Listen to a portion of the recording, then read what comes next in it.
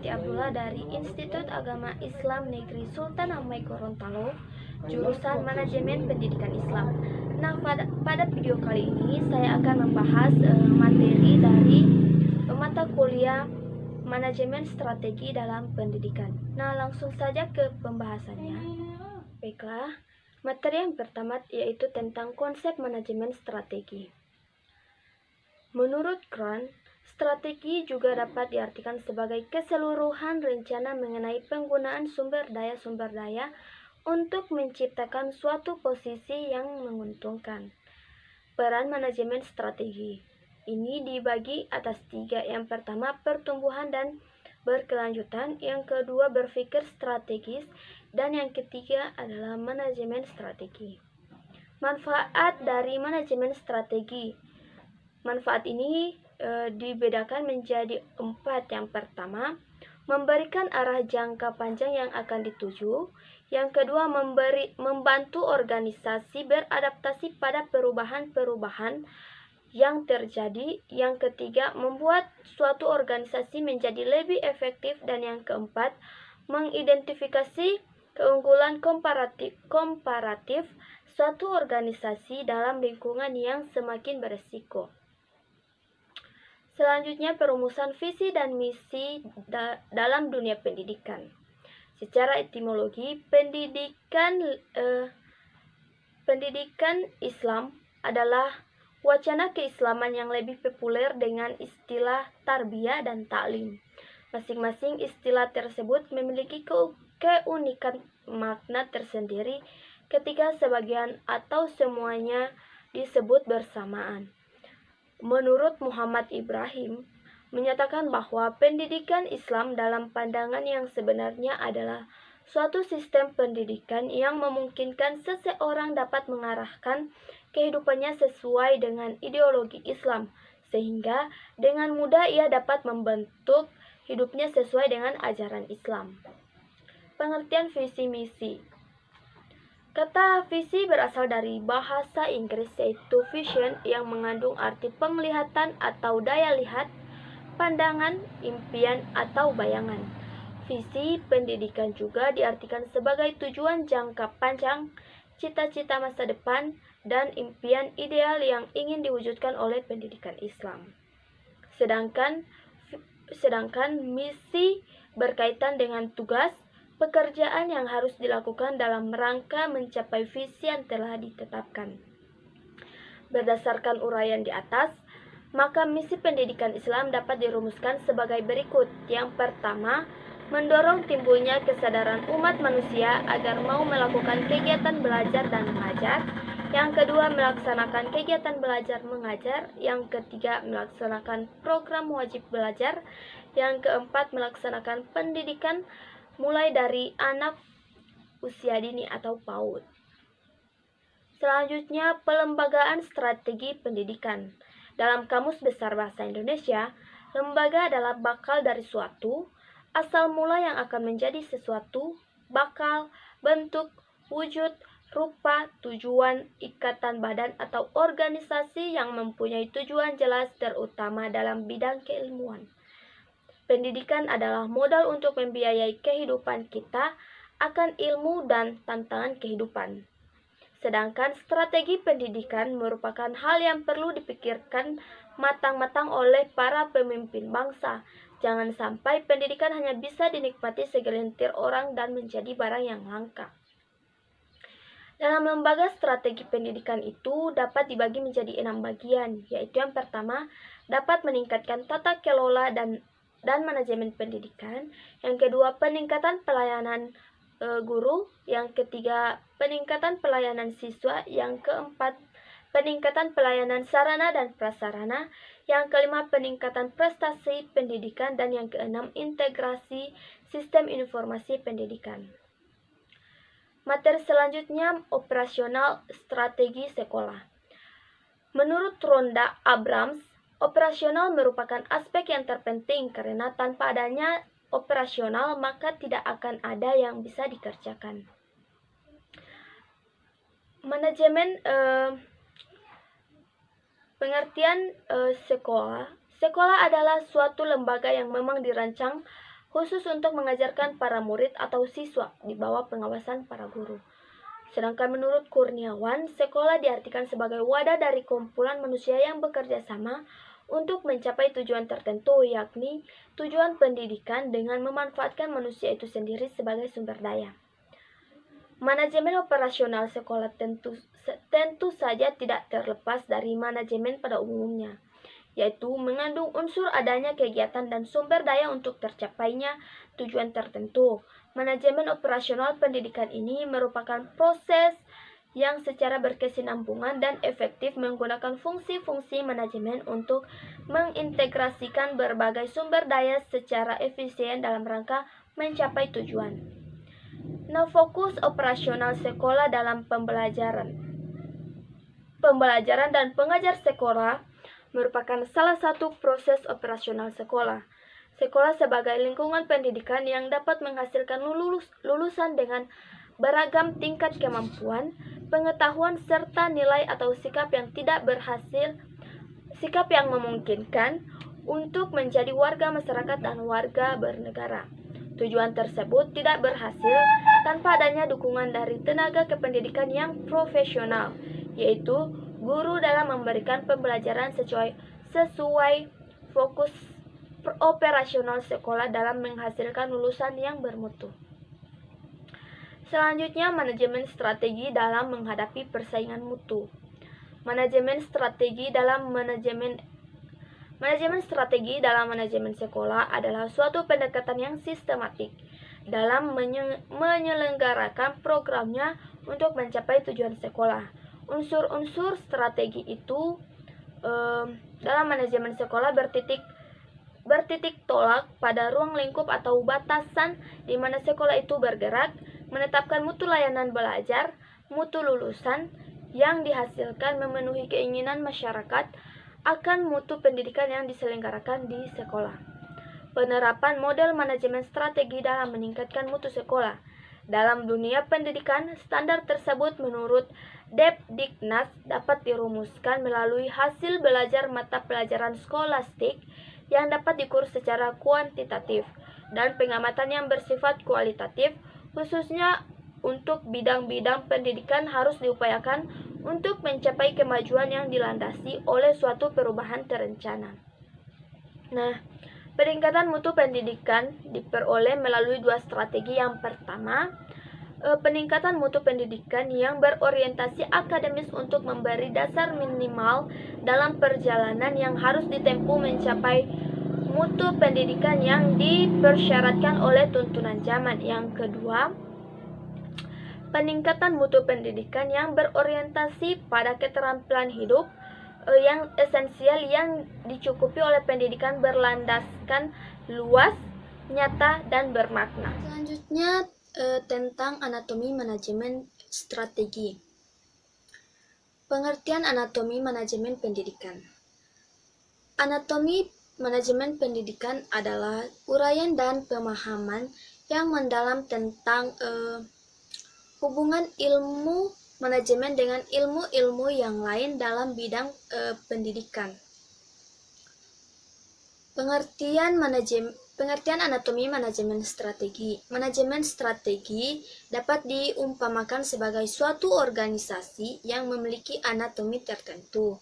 Anatomi manajemen strategi dapat dirumuskan menjadi beberapa, yaitu penetapan tujuan organisasi, pengembangan kebijakan, dan perencanaan untuk mencapai sasaran, serta mengalokasikan sumber daya untuk menetapkan kebijakan dan merencanakan pencapaian tujuan organisasi. Manajemen strategi mengkombinasikan aktivitas-aktivitas dari berbagai fungsional suatu bisnis untuk mencapai tujuan organisasi. Nah, inti dari manajemen strategi ini yaitu yang pertama, mengidentifikasi tujuan organisasi, sumber dayanya, dan bagaimana sumber daya yang ada tersebut dapat digunakan secara efektif untuk memenuhi tujuan strategi. Selanjutnya, formulasi strategi dalam meningkatkan mutu pendidikan. Nah, di sini formulasi ini ada 3 tahap. Yang pertama, Formulasi visi dan misi sekolah. Perumusan visi dan misi ini dilakukan terlebih dahulu dengan mengasesmen lingkungan, yaitu apa yang sebenarnya menjadi kebutuhan mendasar lingkungan akan pendidikan yang dapat disediakan oleh sekolah. Asesmen lingkungan ini terdiri dari dua unsur, yaitu lingkungan eksternal dan internal. Asesmen lingkungan eksternal ini meliputi identifikasi dan evaluasi aspek-aspek sosial, budaya, politis, ekonomis, dan teknologi, serta kecenderungan yang mungkin berpengaruh pada organisasi. Nah, formulasi yang kedua yaitu perumusan tujuan dan target sekolah. Akdon menegaskan bahwa target atau sasaran organisasi sangat penting karena merupakan salah satu tongkat dari proses perumusan perencanaan strategi yang efektif, yang mendukung setiap butir tujuan dan menyatakan tugas-tugas khusus yang dirampungkan dalam jangka waktu pendek jika organisasi ini sukses. Nah, formulasi yang ketiga yaitu penentuan strategi organisasi sekolah. Strategi organisasi adalah suatu pernyataan mengenai arah dan tindakan yang diinginkan oleh organisasi di waktu yang akan datang. Strategi organisasi tersebut mencakup kebijakan, program, dan kegiatan-kegiatan manajemen untuk melaksanakan misinya. Selanjutnya yaitu tentang kesalahan dalam proses manajemen strategi. Manajemen strategi pada saat sedang dipraktikkan ini terdapat dua kategori penting kesalahan-kesalahan yang dapat terjadi. Yang pertama ditimbulkan dari cara bagaimana strategi itu digunakan. Yang pertama itu dibagi dalam beberapa bagian. Yang pertama, ketidakmampuan berpikir secara strategis. Yang kedua, ketidaktepatan pada tingkatan manajemen. Yang ketiga, terlalu menekankan pada bentuk dan prosedur. Yang keempat, terpisah dari lingkungan. Yang kelima, ketidaktepatan penggunaan sumber daya. Yang keenam, cukup untuk mencapai waktu jangka pendek. Nah, yang kedua, ketidakmampuan memprediksi perubahan atau masalah lingkungan eksternal. Dibagi menjadi beberapa bagian juga. Yang pertama, perkembangan inovasi produk jasa baru.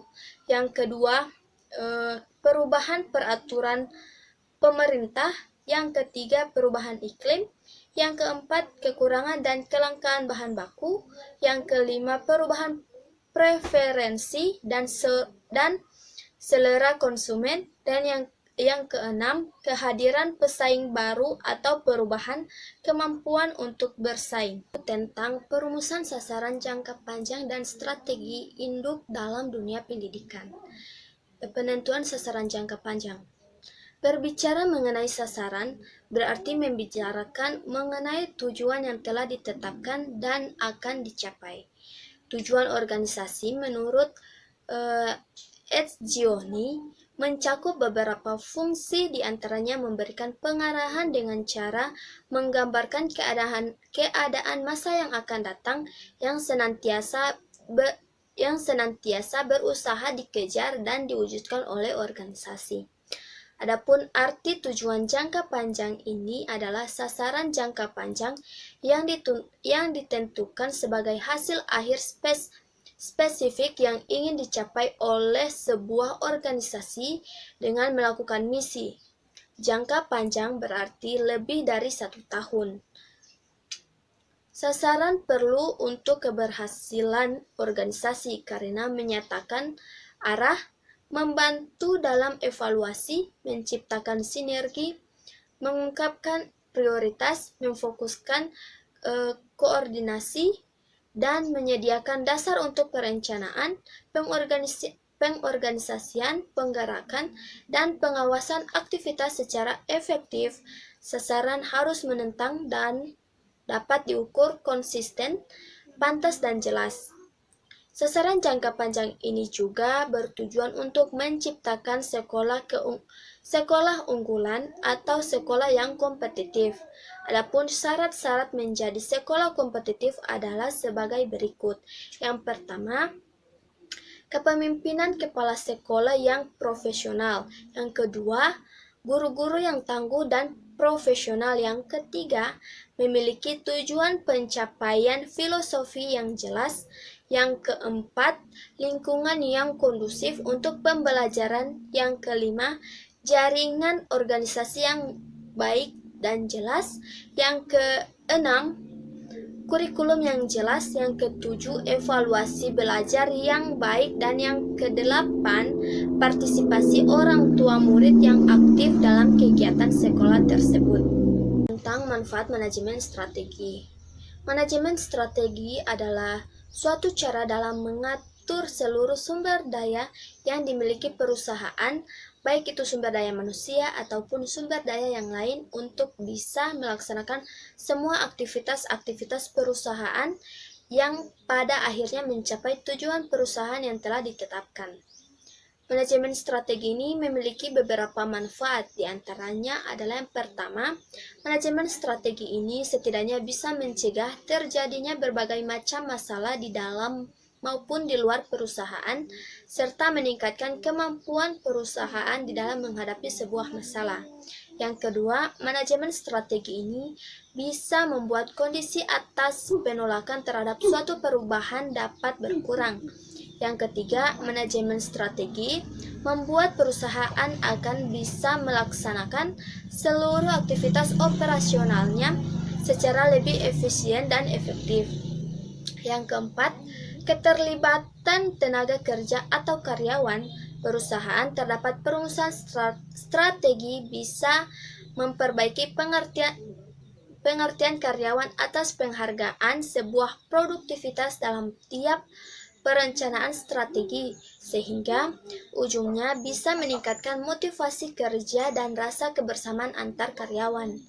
Yang kelima, seluruh keputusan yang dijalankan oleh para manajer di dalam perusahaan cenderung lebih cepat dan tepat. Hal ini dikarenakan seluruhnya didasarkan pada perencanaan yang sudah matang dan sudah memperhitungkan seluruh aspek yang terkait. Dan yang keenam, manajemen strategi akan membuat pihak manajemen perusahaan akan menjadi bertambah peka terhadap ancaman yang bisa datang dari luar lingkungan perusahaan. Manfaat manajemen strategi menurut Pearce dan Robinson adalah yang pertama, mengantisipasi peluang dan ancaman dari perubahan lingkungan pada masa yang akan datang. Yang kedua, gambaran pada anggota organisasi tentang arah dan tujuan organisasi pada masa mendatang. Yang ketiga, memonitor apa yang terjadi dalam organisasi sehingga apabila organisasi tersebut menghadapi masalah, dapat dengan segera diketahui akar permasalahannya yang akan memudahkan untuk mencari solusinya. Materi selanjutnya yaitu tentang peran dan partisipasi masyarakat terhadap sekolah. Menurut Sujono Sukanto, peran merupakan aspek dinamis kedudukan atau status. Apabila seseorang melaksanakan hak dan kewajibannya sesuai dengan kedudukannya, maka ia menjalankan suatu peranan. Sedangkan partisipasi masyarakat menurut Isbandi adalah keikutsertaan masyarakat dalam proses pengidentifikasian masalah dan potensi yang ada di masyarakat, pemilihan dan pengambilan keputusan tentang alternatif solusi untuk menangani masalah, pelaksanaan upaya mengatasi masalah, dan keterlibatan masyarakat dalam proses mengevaluasi perubahan yang terjadi.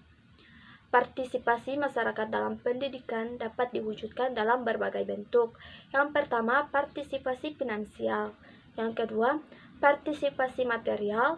Yang ketiga, partisipasi akademik. Yang keempat, partisipasi kultural. Dan yang kelima, partisipasi evaluatif. Ada beberapa hal yang dapat dilakukan suatu lembaga atau sekolah agar partisipasi masyarakat dalam dunia pendidikan itu semakin baik. Nah, Hubungan yang akan dilakukan itu antara lain yang pertama, menjalin komunikasi yang efektif dengan orang tua dan masyarakat. Yang kedua, melibatkan masyarakat dan orang tua dalam program sekolah. Dan yang ketiga, mengundang masyarakat dan orang tua dalam rapat tahunan sekolah. Faktor-faktor pendorong dan penghambat dalam partisipasi masyarakat. Faktor penghambatnya, yang pertama, lemahnya komitmen politik para pengambil keputusan di daerah untuk secara sungguh-sungguh melibatkan masyarakat dalam pengambilan keputusan yang menyangkut pelayanan publik. Dan yang kedua, lemahnya dukungan sumber daya manusia yang dapat diandalkan untuk mengimplementasikan strategi peningkatan partisipasi dalam pelayanan publik. Dan yang ketiga, rendahnya kemampuan lembaga legislatif dalam mengaktualisasikan kepentingan masyarakat. Yang terakhir, lemahnya dukungan anggaran, karena kegiatan partisipasi publik seringkali hanya dilihat sebagai proyek, maka pemerintah tidak menjalankan dana secara berkelanjutan. Faktor-faktor pendorong partisipasi masyarakat dalam pendidikan itu, yang pertama, pola pikir masyarakat yang semakin maju. Yang kedua, adanya stratifikasi sosial yang menempatkan tingkat pendidikan tertentu sebagai sebuah prestasi dan salah satu penentu status sosial pada suatu masyarakat. Yang ketiga, pandangan masyarakat bahwa pendidikan itu sebagai salah satu cara untuk merubah nasib menjadi lebih baik. Yang keempat, fasilitas dan akses menuju sarana pendidikan yang memadai. Dan yang kelima, sosialisasi tentang pentingnya pendidikan yang harus dilakukan untuk meningkatkan derajat kehidupan masyarakat. Materi selanjutnya yaitu penggunaan manajemen berbasis sekolah dalam peningkatan mutu pendidikan. Pengertian manajemen berbasis sekolah. Secara umum, manajemen berbasis sekolah atau MBS adalah salah satu basis manajemen pengelolaan sekolah yang memberikan otonomi lebih besar kepada sekolah dan mendorong pengambilan keputusan bersama secara partisipatif dari semua warga sekolah dan masyarakat di sekitarnya dalam upaya mengembangkan dan meningkatkan mutu pendidikan. Tujuan MBS. Menurut Satori menyatakan bahwa tujuan dari penerapan MBS adalah sebagai berikut. Yang pertama, meningkatkan mutu pendidikan melalui kemandirian dan inisiatif sekolah dalam mengelola dan memberdayakan sumber daya dan potensi yang tersedia. Yang kedua, meningkatkan kepedulian warga sekolah dalam menyelenggarakan pendidikan melalui pengambilan keputusan bersama. Yang ketiga, meningkatkan tanggung jawab sekolah kepada orang tua, sekolah, dan pemerintah tentang mutu sekolah. Dan yang keempat, meningkatkan kompetisi yang sehat antar sekolah untuk pencapaian mutu pendidikan yang diharapkan. Manfaat MBS. Manfaat MBS ini memberikan beberapa manfaat, diantaranya yang pertama, dengan kondisi setempat, setelah sekolah dapat meningkatkan kesejahteraan guru sehingga dapat lebih berkonsentrasi pada tugasnya. Yang kedua, keleluasaan dalam mengelola sumber daya dan dalam menyertakan masyarakat untuk berpartisipasi, mendorong profesionalisme kepala sekolah yang dalam penerapannya sebagai manajer maupun pemimpin sekolah. Yang ketiga, guru didorong untuk berinovasi. Yang keempat, rasa tangkap sekolah terhadap kebutuhan setempat meningkat dan menjamin layanan pendidikan sesuai dengan tuntunan masyarakat, sekolah, dan peserta didik. Itulah penjelasan beberapa materi dari saya. Lebih dan kurangnya saya mohon maaf. Wabillahi taufiq wal hidayah. Wassalamualaikum warahmatullahi wabarakatuh.